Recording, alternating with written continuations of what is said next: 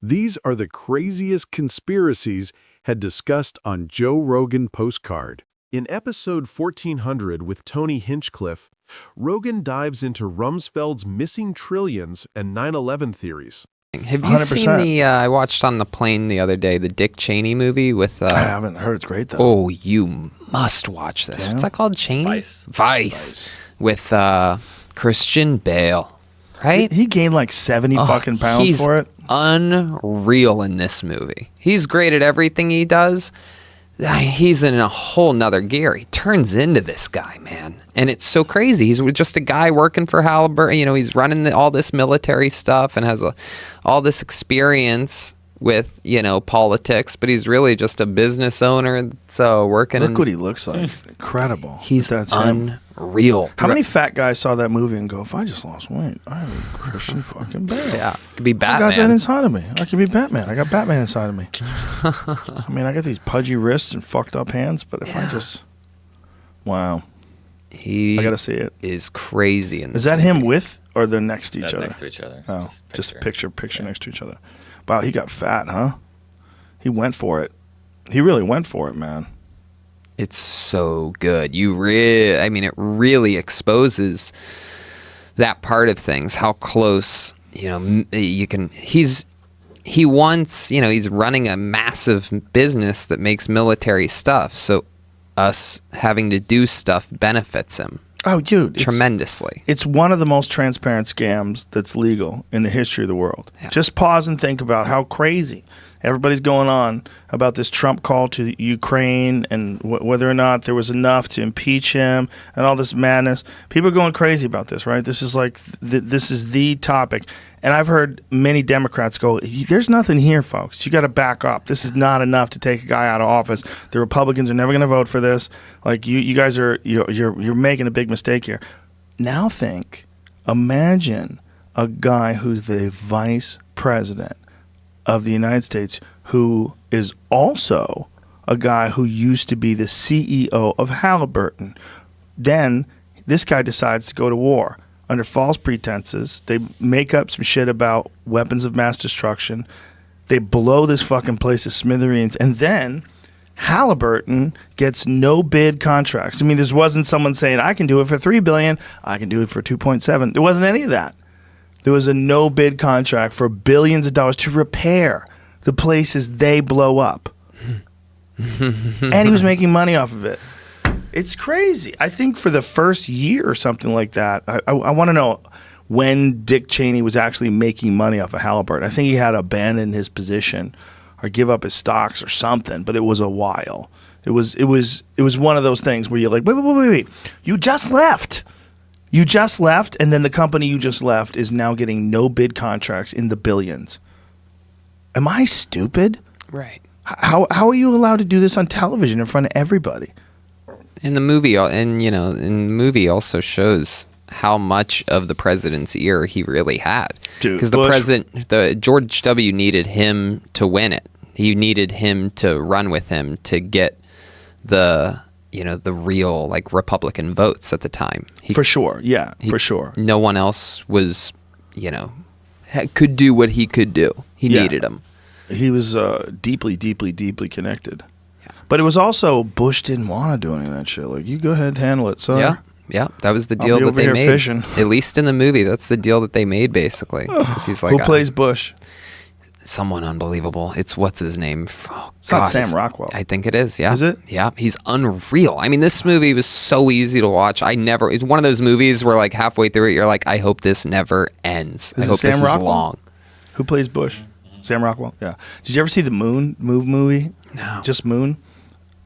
There it is. You see the two billboards. Rockwell looks like Bush. Yeah. That's amazing. He even got the eyebrows down. Steve Carell destroys as Donald Rumsfeld. Oh, of course he does.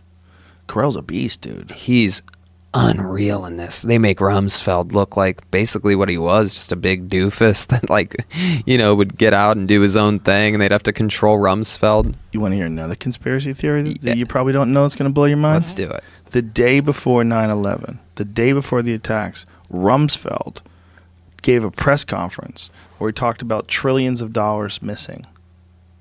the day. Then a plane slams into the very part of the building where they were doing the accounting. Blows up half the fucking building in the Pentagon. Blows up a wall.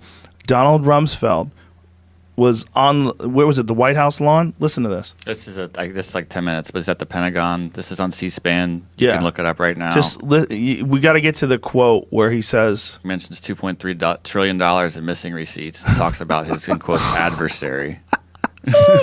but see if you can just find the quote. Try. See I know there's YouTube videos. You're what are you looking at? Is it looking for They have C-SPAN? clips on here on C-SPAN. You should get it there. If you just Google it, don't even do that. Just go through YouTube. Oh, that's where the problem. I know. You have to see it because you hear him say it and you're like, wait, what the fuck did he just say? Not on foreign terrorists threat, but the 48 billion. That's Bush, though. Yeah. There it is. Oh, Yeah, I think that's it. it's right there. Let's see. what it already spends. According to some estimates, we cannot track $2.3 trillion in transactions. 2.3. Okay. Now, again, somebody told you that literally like right before 9/11 happened, they said they couldn't track $2.3 trillion. You'd go, no, that didn't happen. That did not happen, but it did happen. What the fuck? Yeah, so think about what Kennedy said. Yeah. Think about what you saw when you saw that Vice movie where Dick Cheney, who was the CEO of Halliburton, becomes a vice president and gets billions of dollars in no-bid contracts. Now think about what we just saw with Donald Rumsfeld saying they couldn't find $2.3 trillion. I don't know where it went. I don't know. It seems like we should have had it. So, like, we'll keep looking. Oh, no. The spot where we looked just blew up. Oh my God. What the Find out hell? if that's true. If it was the accounting office, because this is what I love to say it because it sounds good. But let's make sure it's true that part blew up. But either way, that he did say that, and then they did get hit by a plane a couple of days later. It's unbelievable. It's so crazy, and no one talks about that $1 trillion. No one talks about the trillion's- 2.3 trillion. 2 trillion's bigger than most countries, right? That could It's- build a whole nother country or something. That's 2.3 million. Oof. Isn't it? No. Is it 1,000 trillion? Is a billion? Right? No, 1,000 billion. How? No, it's not even. Yeah. Yeah. 1,000 billion's a trillion. 1,000 million is a billion. Yeah. Is 1,000 billion a trillion? Yeah. 1,000 billion is a trillion, and it's It's 999 billion. 2.3 billion trillion. Is that really what it is? It's 999 billion times 2. It wouldn't plus be billion trillion. a couple more billions. No, we're so stupid. It's 100,000 and then a million, and then 10 of those is a billion, right? Yeah. Or 100 of those. 100 million's a billion. It's 100. So it's each one is 100. Oh shit. Yeah. Trillion's a whole nother 3 zeros. So another 3 zeros. Yeah. That's so much. How would you say that? Would you say that's Look how big it looks written out. oh my god. 'Cause that's Looks a great. million, so that's a billion. That's a trillion. It's The word fucking- billion is referred exclusively to as a million millions. A million millions. Okay. Wow. But how many is a trillion? A billion millions? No, it's a million millions. A trillion's a million millions. Uh-huh. Oh, well, what's a billion? 1,000 millions. Okay, that makes sense. A million millions. So it's 2.3 million millions? Ah. That seems like a lot to be missing. And then, boom, plane hits the Pentagon. Everybody stops talking about it. When was the last time you heard about that 2.3 trillion? Never. That didn't come up. All the times we were talking about Flight 93, let's roll. Remember that? Let's roll. Yeah. That's what they said right before they went up to kick our ass. And that's why that plane hit the ground. It didn't kill all the fine people that it was going towards the White House or whatever. Fuck out of In here. British terms, British English, which is not American English, the word billion referred exclusively to a million millions.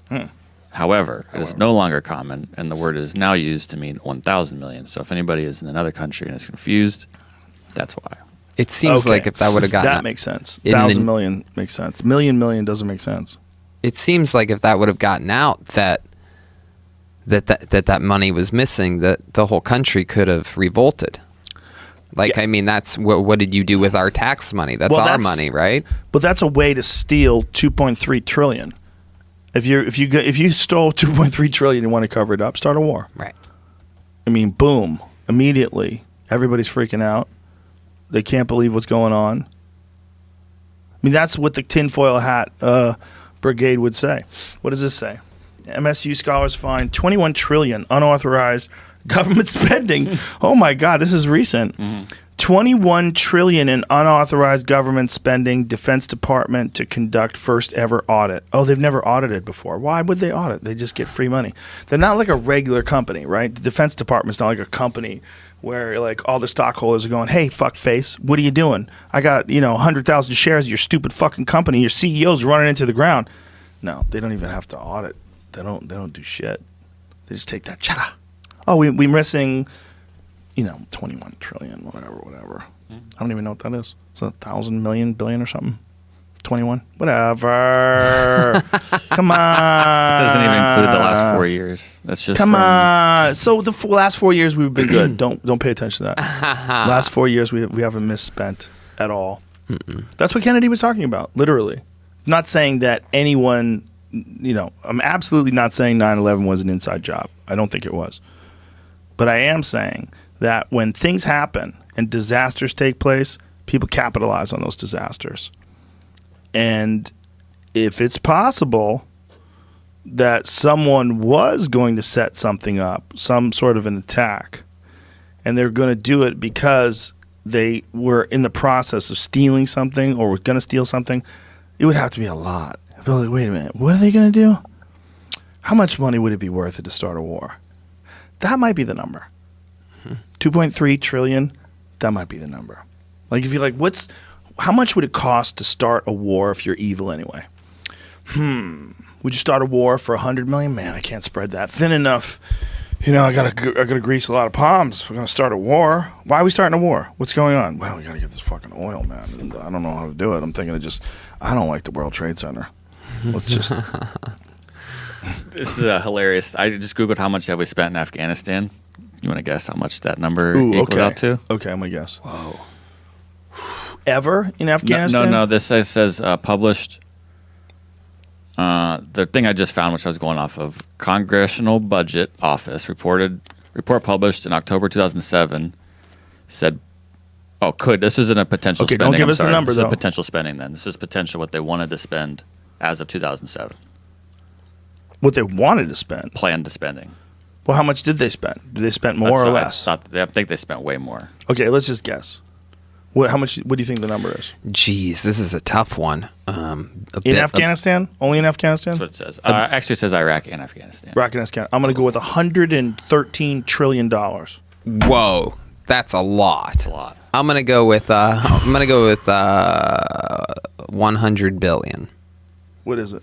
They conveniently planned on spending $2.4 trillion. Wow. Which is a very convenient number after we lost 2.3. But they've spent closer to like 6 or so. Dude, this is the worst. This is like if you check somebody's accounting books and they just have stick figures with googly eyes drawn on it. The fact that it's the exact same amount of money. Like, what are the odds? Yeah. That is so crazy. But it's not like... Oh, we covered it up good. They'll never... Imagine that's your laundering. That's your money laundering. War. It's not, but it is, right?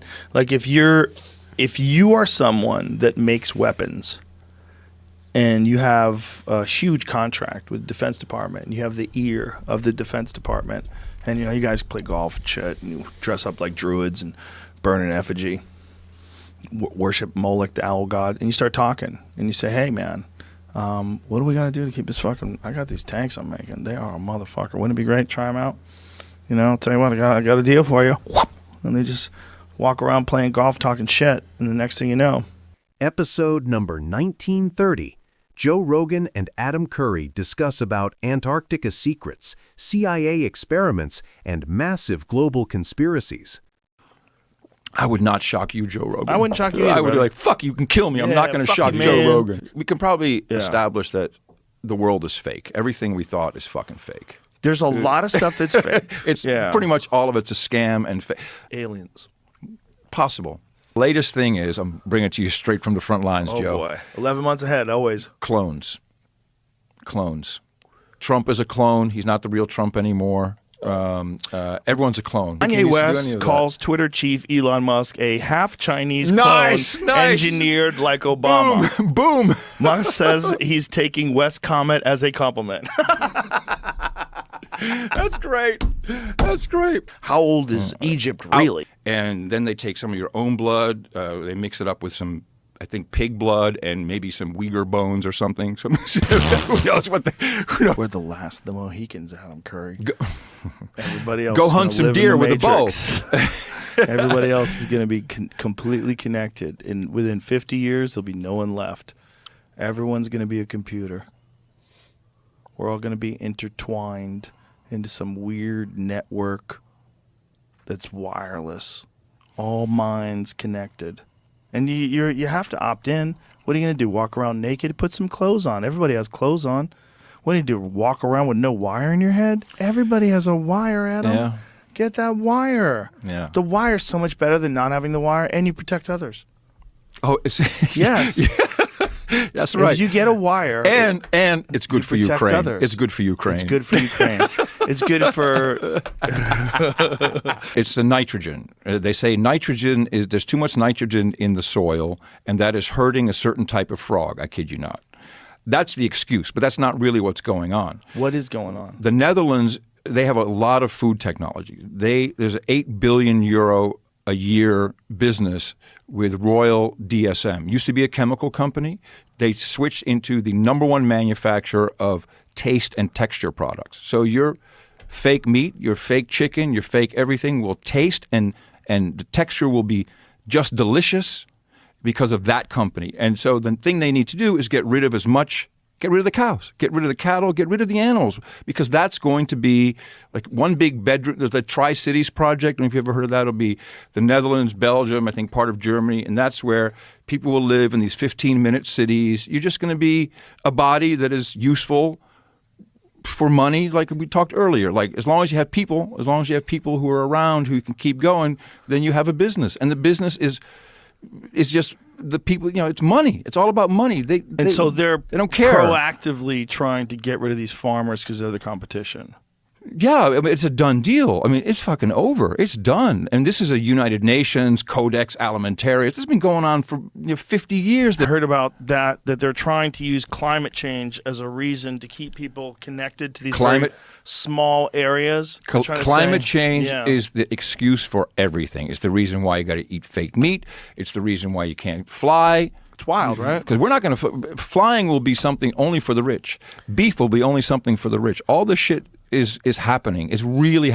I'm 11 months ahead, Joe. Yeah, you're always 11 months ahead. We talked about this before. I don't think everything's going to go to shit in 11 months, but it's happening. Yeah. Is there any way to stop it, though? Or is this just inevitable? Is just what happens before we get hit with a fucking asteroid? What happens? Here comes Adam's answer. Cool. Pray.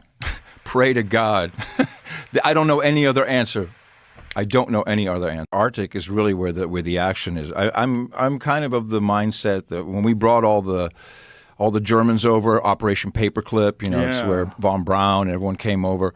I can easily believe that they were flying saucers in the Antarctic, that they had a city beneath the ice. You can't go there anymore. You're not allowed to go there at all. We can go there to do stand-up. Guys are doing shows there. There is a no-go zone, and there's an area of there's Antarctica where you can't go to. There's patrols and stuff, and you can't really go there. I recommend it every couple of months. I'm going to recommend it again. It's called Chaos by Tom O'Neill. Yeah. It's an amazing book. Mm-hmm. It's so good because no one's going to do what Tom did, where he spent 20 years working on one book. Mm-hmm. It's so thoroughly researched, and it's so crazy. that the CIA was doing LSD studies on people. They were just fucking with people. And where do you think they are now with what they're doing? They don't do that anymore. Oh, no, okay, that's Adam, good. Shut the fuck I up. know, What are you, a communist? Yeah, I am. You're I'm a like conspiracy therapist. Dutch person. Yeah, I don't count. I'm not really an American. From fucking Amsterdam or some shit. It's yeah, of course they do. I would do it. If I was the CIA, I'd be like, what, we're going to like let Russia do that to their people and China do that to their people? We're not going to like do a little monitoring? We're not going to do a little fucking experimentation, especially in the 60s? Like, what does acid do? Well, why don't we ask Jolly West to find out for us? I mean, that's the only way you find out what acid does. What, the Russians are going to have the acid and we don't have the acid? What if the acid's the fucking secret? If you made $1 a minute, you would be a millionaire within 12 days. If you made $1 a minute, you would be a billionaire within 31 years. If you make $1 a minute, you'd be a trillionaire within 31,000 years. That's how much fucking money this is. Jesus Christ. That's how much money this is. And you can't, we just hear billions and trillions and we don't think about it. So we've never gotten an audit of the Pentagon. And the last time we were supposed to have a serious audit, Donald Rumsfeld was the Secretary of Defense. And on September, he comes out and he says, there's $2 trillion we can't account for. That was September 10th, 2001. Yes. Yeah. It's the last time we ever heard about any of the money being gone. And the conspiracy theory was always that where the bomb blew up is where they counted the money. Yeah. Yeah, in the Pentagon. Yeah, this. no, I've heard that. It's very exceptional what you do. You are a, dare I say it, a national treasure. Oh, well, that's so sweet of you. Yeah. I love you specifically, and I love people all over the world, not just in Texas. Bye, everybody. Episode number 2254 with Mel Gibson explores shocking new evidence suggesting the shroud may prove Jesus exists. Episode number 2010, Mark Andreessen explores California's cult history and the wild Laurel Canyon conspiracy. There historically, California's been the world leader in cults for a very long time, and I would say that has not stopped, and that continues.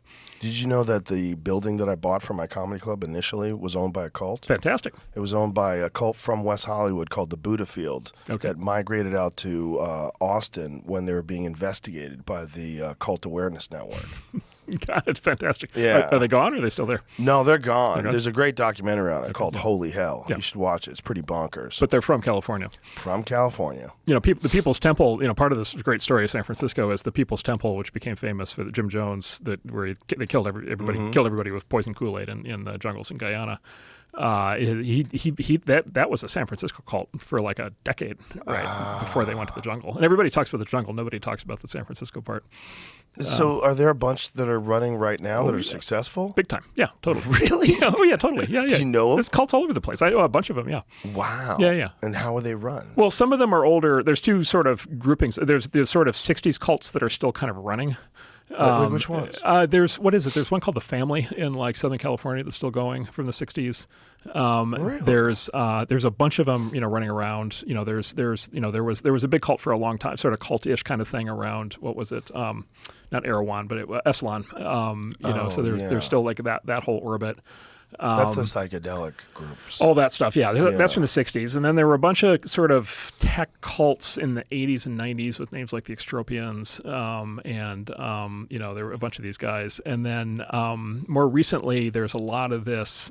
You'll hear these terms like rationalist, post-rationalist, effective altruism, existential risk. Long-termism, they sometimes say. And what you find is the people associated with these tend to be very smart. They tend to be very prolific. They tend to do a lot. Many of them are involved in tech, and then they end up with, let's say alternative living arrangements, alternative food and sex configurations, and lots of group-oriented, behavior. And it's like, what's the line, right? What's the line between what's the line between a social group that all lives together, that all has sex together, that all eats the same foods, that is not a cult, that engages in lots of at some point they start to form belief systems that are not compatible with the outside world, and they start to kind of go on their own orbit. Do they generally have a leader? There are generally leaders. I mean, there is a pattern. Yeah. I think he talks about it in the book Chaos. I mean, there typically is a pattern. There's typically a guy. Yeah. There's typically there's a male-female dynamic, right, that plays out inside these things that you kind of see over and over again. And so they often end up with more women than men. For mysterious reasons. There's usually some kind of leader. Although, the other thing's happening now is, a lot of modern cults, or kind of quasi cults, there'll be a physical component, but there's also an internet component now, right? And so the ideas will spread online, right? And so there'll kind of be members of the cult, or quasi members of the cult, or quasi members of the quasi cult that'll be, online, and maybe at some point they actually come and physically join up. So, and by the way, let me say, generally I'm pro cult. I'm actually quite pro cult. It's the same reason I'm pro fringe, right? Which is you're going to have if you're going to have people who are going to be thinking new things, they're going to tend to be these kinds of people. They're going to be people who are on the fringe. They're going to come together in groups. When they come together in groups, they're going to exhibit cult-like characteristics. What you're saying resonates. Yeah. Everything you're saying makes sense. But how did you get to these conclusions? Like it seems that accepting fringe and accepting the chaos of San Francisco, this is good. This is a part of it. This is how this works. This is why it works. Yeah. How did you develop that perspective? Well, it's just, if you take a historical perspective, it's just okay. I mean, it's just an easy example. If you like rock music, it just basically modern rock and roll basically came from the Haight-Ashbury in the basically mid to late 60s, and then from Laurel Canyon, which was another one of these sort of cultish environments in the mid to late 60s. And there was specific moments in time in both of these places. And, basically all of the great rock and roll from that era that determined everything that followed basically came out of this. So, do you want that or not? Right. If you want it, that's what you get. I'll give you. Here's a crazy. There's the other book about Laurel Canyon that's even crazier than Chaos. It's the book called Weird Scenes in the Canyon. Okay, you would love this one. So Laurel Canyon was like the Haight-Ashbury of Los Angeles, right? So Laurel Canyon was like the music scene, the sort of music and drug and hippie scene of Laurel Canyon is actually where the hippie movement started. There was actually a specific group in Laurel Canyon in LA in about 1965. There was a guy named Vito Polikas, and he had a group called the Freaks, and they were like a nonviolent version of the Manson cult, and it was all these young girls, and they basically would go to clubs, and they were the ones to do the beads and the hair and all the leather and all the hippie stuff. They got that rolling. And so they were in Laurel Canyon, and then Laurel Canyon, it was ground zero. There was this moment where it's Jim Morrison, The Doors, and Crosby, Stills and Nash, and Frank Zappa, and was it John Phillips, and was the Mamas and the Papas, and the Byrds, and the Monkees, and all of these iconic bands of that time basically catalyzed over about a 2-year period in Laurel Canyon. The conspiracy theory in this book basically is that the whole thing was an op, and it was a military intelligence op, and the evidence for the theory is that there was an Air Force military propaganda production facility at the head of Laurel Canyon called Lookout Mountain, which today Jared Leto owns and actually lives in. So I was just going to say that. Yeah, but it was in that era in the 50s through the 70s, it was a vertically integrated military. Yes, it was a production facility for film and music. But by the way, have you met Jared Leto? I briefly, yeah. One of the most interesting guys I've ever talked to. Incredible, and it makes total sense. Totally normal, really fun to talk to. Yeah. Not like what you would think of as a famous actor at all. Yeah. I had dinner with him and drinks. He's a fucking great guy. But he lives in a military... he showed me all the pictures. He showed me. I'm like, this is wild. Yeah, so... it's amazing. If you believe the moon landing was faked, this is where they faked it. I thought they were supposed to do it in the Nevada desert. No, these are the sound... because they had sound stages. They had totally contained sound stages. They had full sound production capability. And so the theory goes, basically... there were 3 parts to the conspiracy theory. So one is they had the production facility right there, right where all these musicians showed up. 2 is the musicians, a very large percentage of these young musicians were... sons and daughters of senior U.S. military and intelligence officials. Including Jim Morrison, whose father was the head of naval operations for the Vietnam War at the time. And there were these other, I forget which ones, but there were these other musicians at the time where their parents were senior in military, psychological operations. And that's all real, that's all documented. And then third is the head of the Rand Corporation, who was one of the inspirations for the Dr. Strangelove character in the movie. So he was the guy doing all the nuclear planning for nuclear war. He lived right in the heart of the hippies in Laurel Canyon. Whoa. In this in this famous house that's still there. And so the theory basically goes that the anti-war movement before the hippies was basically a square movement. It was all these basically young people, very clean cut. The men were all wearing. If you look at old like Vietnam War protests, like everybody's all like dressed up like they're going to a business meeting. It was like, and it was developing into a real threat. And so the theory is the hippie movement and rock and roll and the drug culture of the '60s was developed in order to basically sabotage the anti-war movement. Wow. Right. And which basically is what happened, right? Because then what happened is the anti-war movement became associated with the hippies, and that caused Americans to decide what side they were on, and then that led to Nixon being elected twice. Which was also a part of chaos, because that was the idea behind the Manson family and funneling acid to them. The facility was equipped with a soundstage, screening rooms, film storage vaults, and naturally a bomb shelter. During its 22 years of operation, Lookout Mountain Laboratory produced approximately 6,500 classified films for the Department of Defense and the Atomic Energy Commission, documenting nuclear test series such as Operation Greenhouse, Operation Teapot, and Operation Buster Jangle. So one of the conspiracy theories. Okay, here's another conspiracy theory. You've seen all the grainy footage of nuclear test blasts that with the mushroom clouds, and there are always these grainy things, and there's all these like little houses lined up and these little trees lined up, and it blows everything down. Well, there's always been a conspiracy theory that those were all basically fabricated at this facility, that those bombs actually were never detonated, and that basically the U.S. military was basically faking these bomb tests to freak out the Russians, to make us think that we had weapons. We had basically a potency to our nuclear weapon arsenal that we actually didn't have at the time. How did they fake it? They just did. Yeah, exactly. So this is exactly. it? Well, so there's a Okay, so here's a question, right? So what happened? Okay, so this is great. Okay, you'll love this. So what happened to the camera? You son of a bitch. You son of a bitch. How is that happening yet the camera is like totally stable and fine? Oh my God. And by the way, and the film is fine. The radiation didn't cause any damage to the film. Oh my God. This looks like how you shoot and by the way, okay, we'll do this one. We'll do the loop one more time here. Let's see the car. The car's right behind the house. It just showed up. Oh, okay. It just showed up. So wait a minute. First of all, wasn't there. First of all, where'd the car come from? Yeah. No car. The second is, does it really look like car? Does that look like a real car? That's insane. And look at the and look at when the house blows. Look at the wood. Does that look like those are full size giant lumber beams as they go flying? Yeah. That's hard to say. Is that a house or is that is that a 12-inch scale model? What? Right. So the fucking car. Anyway, I don't know. I have no idea. Having said that, if that was fake, it was faked at Lookout Mountain.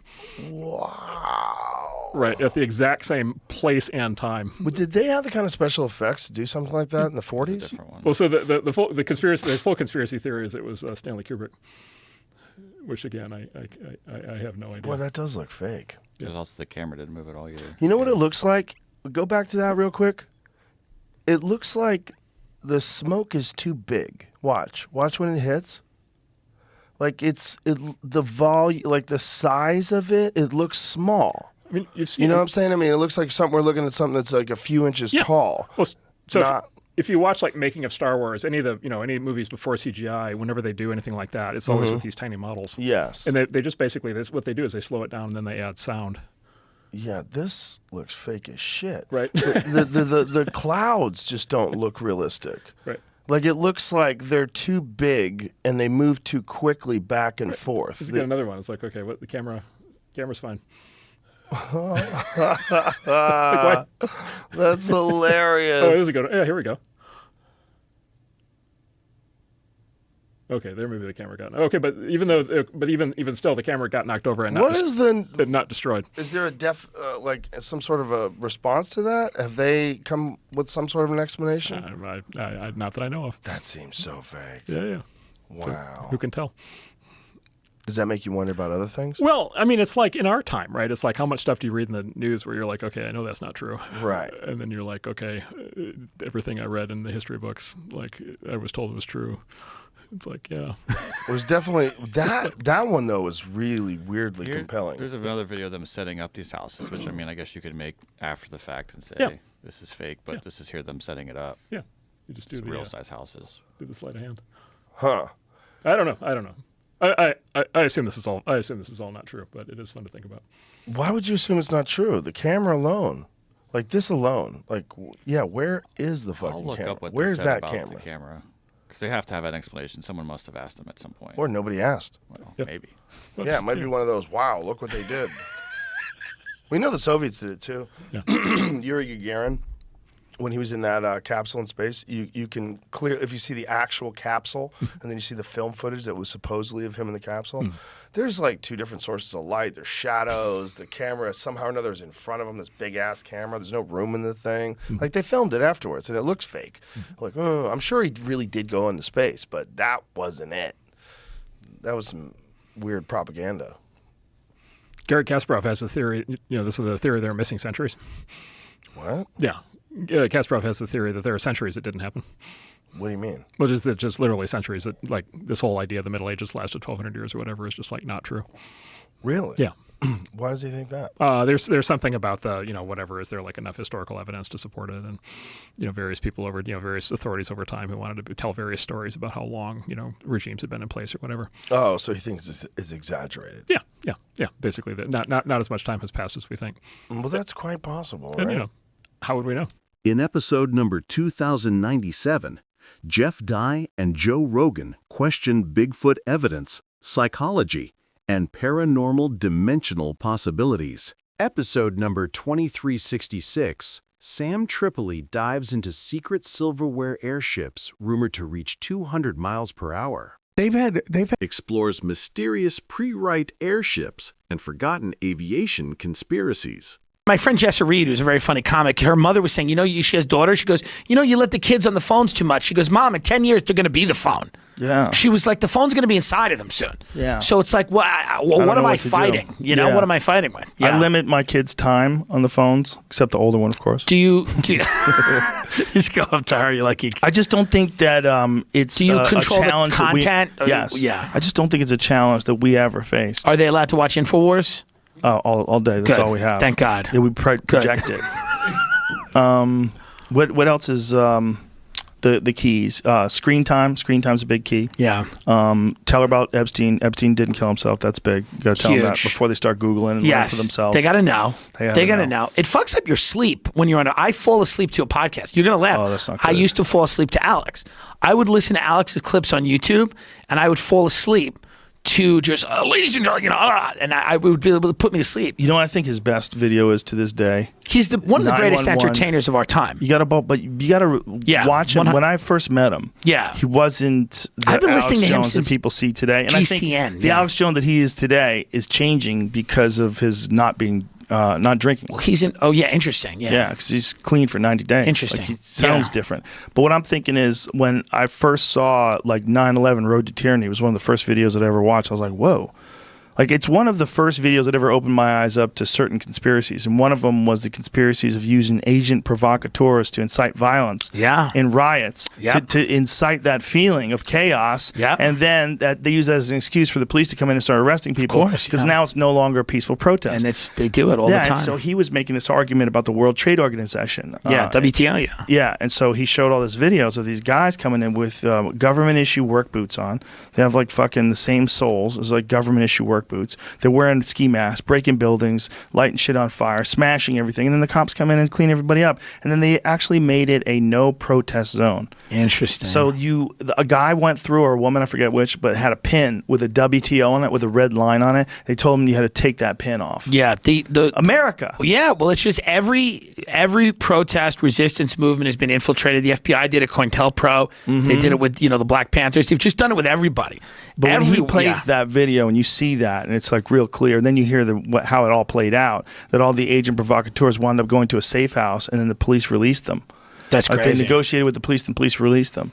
You're like, wait a minute, what? Yeah. There's not even arrests made? It's probably somebody's job in the FBI to dye their hair pink and go into Portland and start throwing rocks at Ben Shapiro or something. Back then, they were just allowed to wear ski masks and shit. They would just start smashing shit, and you couldn't even know who they were. Yeah. And you just assumed that was... I mean, it's such a crazy way to stop a protest, and I never thought about it until I watched But a this video. smart way, too, when you think about it. It's fucking real smart. These guys know what they're doing. But they've been doing that kind of shit forever. Yeah. That's standard operational procedure. 100%. Fucking...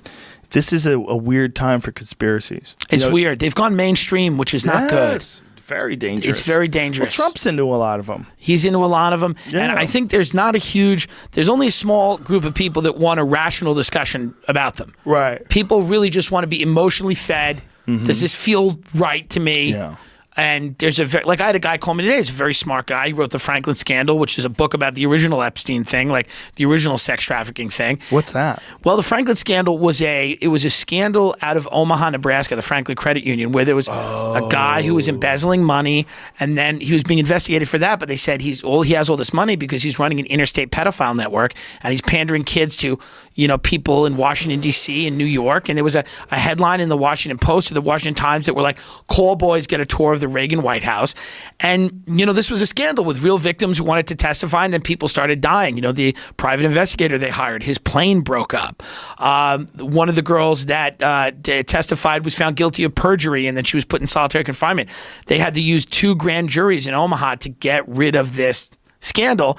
And it's now it's not as sexy as like a Pizzagate or something because it happened in the 80s and 90s, but this shows you the blueprint for the government using marshaling resources to silence people that were victims of this stuff. This is not new. Congressmen, senators, blackmail being used by intelligence agencies, none of it's new. It was pioneered by the mafia. Intelligence agent Whitney Webb, who lives in Chile, and I've had her on my show. She writes a lot about this stuff. This is, if you want people to talk, you need info, you need leverage. Yeah. There's no more leverage than you having sex with somebody who's underage. Then they own you forever if they have photo, audio, video of you doing that. So these things have been going on for a while. And the Franklin Scandal was one of the first. But, the guy who wrote it, this guy Nick Bryant, called me today, and he goes, "I can't get any agents. It's very hard because, the reality is mainstream media is uninterested in a lot of these stories unless they're current and they're sexy, and online fringe people are only interested if they're insane." Well, there's so many of them now, though, too. There's so many. It's hard to keep track. Like, you were just saying that you were just in Dallas.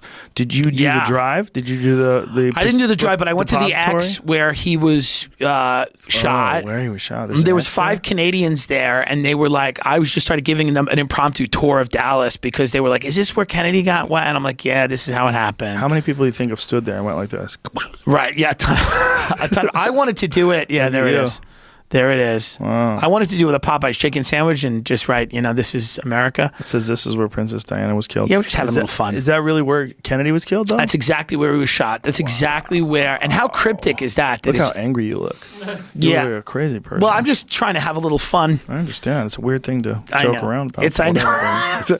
But then you go to the school book depository, and it is super close. Like, it could have happened. Oh, for sure. 100%. Listen, everybody who says there's no way he could have made those shots is out of their fucking mind. It's not that far. That is not the thing that makes me think it's a conspiracy. It's literally everything else. Yeah. It's every other component of the story. Yeah, it's Oswald being shot immediately. Yes. I mean, that's... Oswald surely could have been in on it. Of course. Yes. He could have definitely been in on it. Or he could have definitely been set up. Both of those things are possible. And Dallas has an interesting energy because of that. Yeah. Like, it's a great city, but it feels like a city of people that keep their mouth shut. Mm-hmm. A lot of big corporate steakhouses, high-end hotels. Yeah. A lot of people carving up, deals. It just feels like, something's going on. Yeah. There it is. There it is. So that's where he is, and that's the building up there. See, that's not that far. It can happen. I think they said it's just like 150 yards or something like that. It's not. When you're actually there, it looks even closer than this. Yeah. How many yards was it, Jamie? Find out how many yards Oswald had to shoot to hit Kennedy. But it's totally doable. And people that say that's not, you're crazy. They're nuts. And people that say that you can't load a gun that fast, maybe you can't. I bet you someone can do it faster than you. Yeah. I've seen guys use bolt-action rifles fast as fuck. Yeah. Could they get off 3 shots in that amount of time? I don't know, but I don't think it's magic. I don't think it's like something impossible. The other thing they said was like that the scope was off. Like, anybody said that doesn't know shit about scopes. All you have to do is handle it a little bit, drop it, bang it against things. It was, to me, it was the idea that guy was killed immediately. Mm-hmm. And then obviously I've read a couple of books on it, but the idea that he gets killed immediately, that's where you go, something's wrong. Yeah. Oh, yeah. Something's just completely... 183 meters is what I just found. 183 meters. What is that in yards? It's about 200 yards. Is it? That's what this says. I don't know if this is what the accurate measurement was, but that's what I just found. That's interesting. I didn't know it was that much of a disparity. This says it was never more than 90 yards from the Oswald's supposed location. So there's a lot. I mean. Oh, okay. So where he went when he got the final shot was that far? It was 200 yards? No, that doesn't make any sense. Yeah. He was never more than 90 yards from Oswald's location. How's that work? Two separate. I didn't know that 183 meters was 200 yards. That's crazy. Yeah. A meter's pretty close to a yard. Yeah, it's pretty similar. Right, but that's why I thought it would be like 185 or something like that. Like, there's actually a formula for doing that, for converting meters to yards. You add one of the last numbers or some shit. I forget how it works. It's an interesting thing because it really is, you know, Christopher Hitchens said that the Kennedy assassination was the movement that, like, that moment was the psychic movement of the 60s started. Mm. Like, that was the fracturing of reality for a lot of people in the same way that maybe Epstein was, where it just kind of... No, president's got to be way bigger, man. It's huge. It was huge. It was this big thing that, you know, it was a traumatic event that people dealt with in a bunch of different ways. No one's sitting around going, do you remember where you were? When Epstein died? Well, you don't have the friends I do. It's a lot of people on Reddit saying that. But it's like 9/11. Of course. Almost. Yeah. You know, similar. Yeah. Almost like... Those are the events. Unless you knew somebody in 9/11, it's probably bigger than Do you 9/11. think it's possible that down the road, not that the government did it, but that we find out that there was a substantial cover-up? You know, we didn't know about Saudi Arabia, their involvement for a while.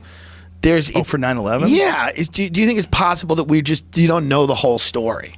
It's totally possible. I don't have any idea what was being done or who was involved. And I know that there was a bunch of hijackers and they flew planes into those buildings, but who was behind that? Who the fuck knows? Yeah. How would we know? Great question. What part of Saudi Arabia where they all came from? Like where'd they get their orders from? Like how'd they organize this? I mean, I think they know a certain amount, and I think a certain amount they'll probably never know. Yeah. And we'll all go to our death not knowing. What do you think about that one that got shot down? They've shot that Let's Roll one. Yeah, they shot that down. Yeah, you know. Yeah, they said that thing, the flight, the rubbish, the wreckage was scattered for miles. Yeah, I mean, there's no way they didn't shot that down. But there's a lot of things about that day where you look back at it and you go, this is just weird. Yeah, it's weird that a building fell that wasn't hit by anything. It's just weird. I'm not saying it can't happen, but that's odd. It's definitely odd. That's odd. The way it looks is odd. It looks like a controlled demolition. But if you watch the full version, there's a guy who used to be like a full-on 9/11 truther, and then he started then the CIA paying started attention. Paying him. Yeah, and he started just paying attention to the flaws in his way of thinking. Sure. And one of the things that he found out was that the version of Tower 7 that most people see is a version that's very quick. It implodes and it just falls down. But for minutes before that, you can watch the center of the thing collapse inside of it. Oh, interesting. Have you ever seen that version? I've never seen that version. Pull up the Can we full see that one? version. Yeah, it's very interesting. Full version of Tower 7 collapsing. Yeah. See if you can find one that includes because the 9/11 people center. get so crazy. They're like, there were no buildings. It's all holograms. There were no planes. New York doesn't exist. You know, I mean, it's nuts. Yeah. But I want to see the uncut Building 7 because maybe a plane hit the Pentagon. I mean, so. Well, okay, but just release. I just want to see one video of it happening. Right. Just show me one video. Do you think they have a video? There's 80 cameras on the Pentagon. Just show me one video of it happening. I think it probably happened. Video of a plane hitting the Pentagon? There's one, but it's very weird. The frames are very weird. Yeah, it's weird. Just show me the video. I want to believe a plane hit the Pentagon. The rover on the fucking moon is taking beautiful video. This is what I'm saying. This is the problem. This is the camera. issue. You imagine if you have some shit that's like 1,000 times worse than like one of them doorbell cameras. Yeah, they got 1,000 times worse, and it was viewing the goddamn Pentagon. They're putting it together from cell phone cameras. I understand that technology was different. Just show me a video of a plane hitting the Pentagon, and I'm good. I'm with you. What do you think? It could be a missile? I don't know, but I just want to know why there's no one video. We got to see a video. Isn't that crazy? Why am I crazy for saying, can I just see one video of the thing happening that you said happened? Well, did you know that maybe this is not true, and Jamie's going to be checking this one out soon. The area in the Pentagon that got hit was refortified. Was the same area where they were doing the accounting. Yeah. Where they were trying to figure out where the $1 trillion is missing that Rumsfeld was talking about on camera. I think the day before, right? Wasn't he? It's an interesting situation. Didn't he say that there's like missing money? Like they're trying to figure out. Wasn't Rumsfeld like out on the lawn? Like these people are, what are they doing? They're just doing You're press. not in a bunker, you're out on the lawn. I don't know what happened. I mean, listen. It was something crazy, like trillions of dollars. 2.3. It's a 2.3 trillion. Oh my God. I mean, you know. And so the next day, to see if that's true, that area of the Pentagon that held the accounting. I don't think they tell you what. Just see if you can Google the area of the Pentagon that was hit contained the accounting offices. Jamie, I believe the dark web will have it. The dark web will have it, Jamie. I feel like I read that though. I know I understand your suspicion, but I just like you to just. I'm trying to lie. I heard that Building 7 had a lot of financial records in it. That's what I heard. That's what I heard. And Ron, I don't know. CIA, all the satellite dishes that were pointed at Epstein. Listen, here's the thing with the way I look at conspiracy. I don't want to believe in any of them. Right. That's the whole thing. Like, I want there to be a plane hit the Pentagon. I want it all to be what it is. I have no investment. That we know that a bunch of elites were going to an island to have sex with underage girls. Yeah, there's of course they could do whatever. They don't care. We also know, like, hey, how much of this is true? Like this is a wacky one. Yeah. This is one that if you told your mom like 10 years ago, she'd be like, Timmy, you're back on the drugs. Yeah. Yeah, she would. Yeah. She'd be like, the fuck is wrong with you? No one's going to an island to fuck kids. Right. But it's the same thing. It's like now that that's on the table, you look at other events and you're like, well, we don't know necessarily how all of these things happen. No, we don't know. We don't know. We don't know. We just have to go. There's conservative fire companies from Queens, from out by Long Island that like because they've gotten sick and stuff have demanded like a new investigation.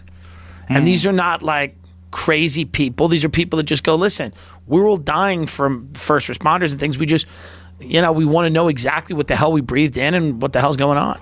Well, it's all the burning chemicals from the basement of the building, right? Wasn't that the idea? Those fires burn forever. I guess that's what it is. Yeah, those guys so many of them got sick. So many of them got cancer. It's horrible. It's horrific. It's really fucked up. Donna Summers died from that. Donna Summer, the disco person? Yep. Well, I don't really care about that. Stop. I'm kidding. Don't. What? How dare you? I like her. She was amazing. She's great, but was she saving people at 9/11? No. She had an apartment that was near the site of the building. Donna Summer's running into the building. Dude, I think you live down there, man. If you have an apartment down there and you're you can't still move, fucked. You're breathing that air, man. Interesting. She died of lung cancer, I think. I thought she was a smoker. I don't think she was. I thought she would just smoke cigarettes and do coke and live a fun disco life. How dare you? I think she found the Lord. I had no idea she was a first responder. After she, she gave up on all that hot love. She was going through the wreckage. Yeah, no, God she bless was her. not going through the wreckage. She was just living there. She was just living in her apartment. Okay. I think that's the idea. Of course, people. There are people that are probably very sick. Oh yeah, man. Yeah, and they were lied to about the risks. Well, I don't think anybody knew. That's true. Nobody had ever had to endure an inferno in the basement of a gigantic building in a metropolitan city that lasted for weeks. It's crazy. Right after planes crash, all the dust is in the air, all the fucking pollutants, and particulates, and everybody's breathing all that shit in. I mean, you got to go back to work eventually, right? Yeah. So when 100%. you go back to work, a week later, 2 weeks later, guess what? The air's still fucked up. Yeah.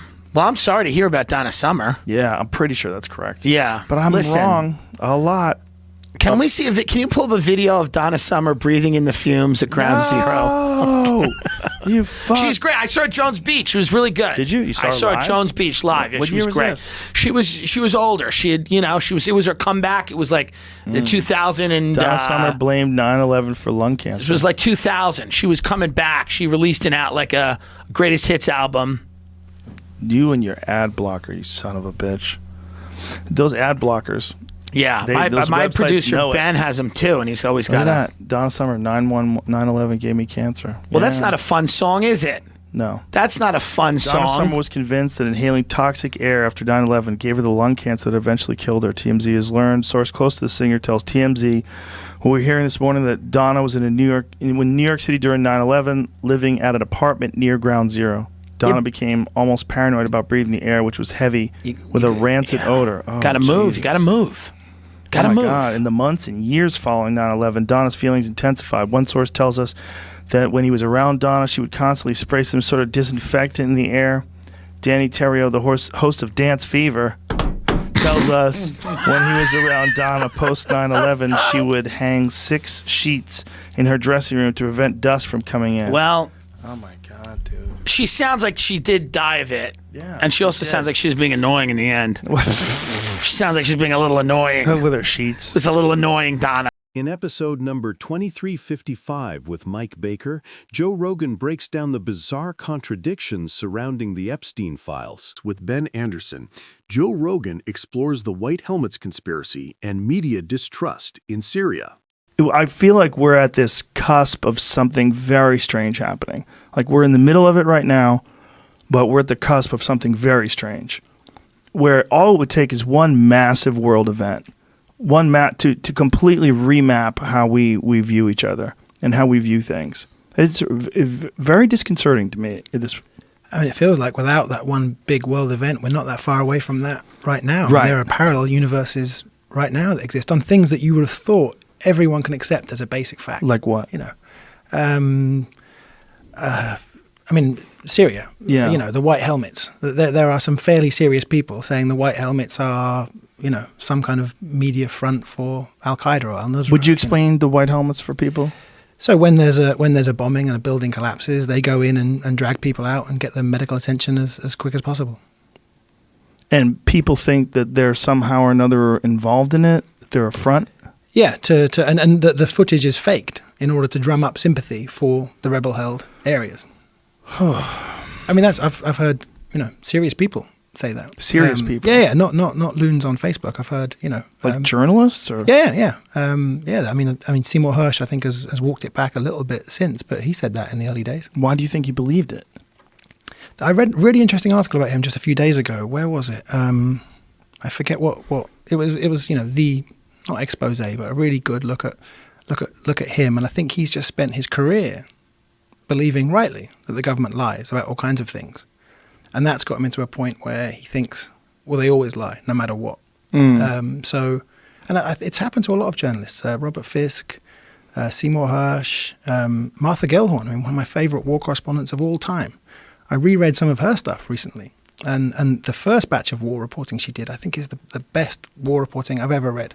Spanish Civil War, Vietnam. And then she spent 25 years writing novels, and then later on wrote about, I believe it was the Yom Kippur War, and was denying that massacres had happened and saying, you know, oh, Arabs lie, they always lie, there was no massacre. And we now know there was a massacre, or there were massacres in the aftermath of these wars.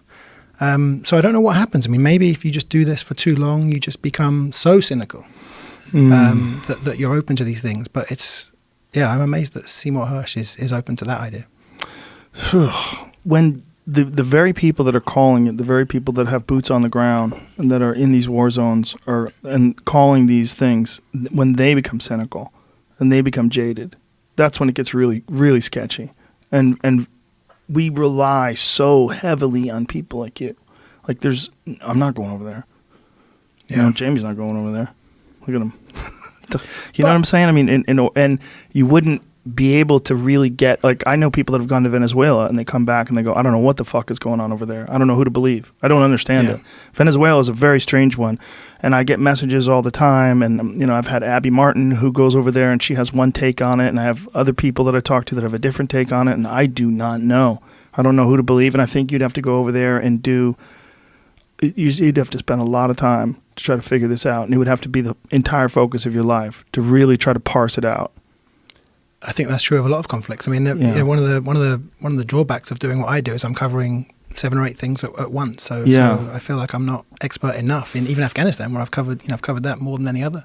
But Venezuela is an interesting one because there's such a left-right divide on that. And if you support the opposition, then you find yourself alongside John Bolton and Donald Trump, which means that a lot of people are going to automatically attack you. Right. Automatically. Yeah. Even if it's correct. And I think it's, you know, we can say without a doubt that Maduro has destroyed the economy there. Maduro has imprisoned, beaten, killed journalists. There is a movement there that do want genuine elections. But some people will say, well, just because George Bush in another area or John Bolton in this era support the opposition, therefore the opposition must be illegitimate and the information coming out must be false. And I wish people did rely on people who actually went there, but it doesn't feel like that. It feels like they rely on the the guy behind the glass desk on the news with They the rely loud on that. opinion rather than the Always. people who are actually there. Well, we still have this idea in our head that the person who's reading the news is the authority. That Don Lemon has the inside scoop, or whoever it is. And I think it used to be that those guys would spend 20 or 30 years traveling, and then they'd get the cushy job behind the glass desk in the studio. Now it seems like you can go straight to the cushy job behind the glass desk. Well, we just need someone who's relatable, who can read a teleprompter, who fits the profile that they're looking for, whether it's Fox News or CNN, And also the information is there. There are fantastic documentaries, articles being written about all of these conflicts. Right. People aren't reading them. Well, with something like Venezuela, the real problem is you have two sides. You have two different versions of what's happening. And it's if you're not educated in that country and you don't understand their politics, it's very difficult to figure out who's telling the truth. Yeah. Same with Syria. Yeah. Episode number 2274. Joe Rogan reacts to disclosures revealing $4.7 trillion in payments with no identifiers, exposing huge oversight failures.